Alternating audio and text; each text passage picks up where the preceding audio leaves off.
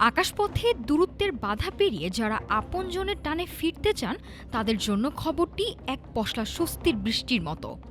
দীর্ঘ ৪ মাস পর আবার আকাশে ডানা মেলছে রাষ্ট্রীয় পতাকাবাহী বিমান বাংলাদেশ এয়ারলাইন্সের ঢাকা সিলেট ম্যানচেস্টার ফ্লাইট। বাণিজ্যিক বা কারিগরি কারণ যাই হোক, মাঝখানের এই বিরতিতে ভোগান্তি ছিল আকাশচুম্বী। বিশেষ করে ম্যানচেস্টার ও তার আশেপাশের শহরে থাকা সিলেট অঞ্চলের প্রবাসীদের পোহাতে হচ্ছে দীর্ঘ ট্রানজিট আর বাড়তি সময়ের যন্ত্রণা। আগামী ১ জুলাই থেকে সেই অপেক্ষার অবসান।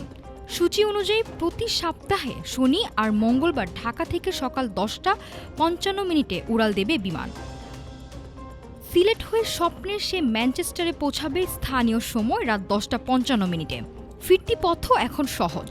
ম্যানচেস্টার থেকে রাত ৯টায় ছেড়ে সিলেট হয়ে পরের দিন দুপুরে ঢাকায় নামবেন যাত্রীরা।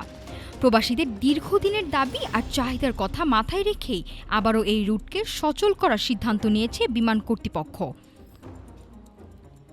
কেবল যাতায়াত নয়, এই রুটের পুনরায় যাত্রা শুরু হওয়া মানে প্রবাসীদের সাথে দেশের নারীর টান আরও মজবুত হওয়া।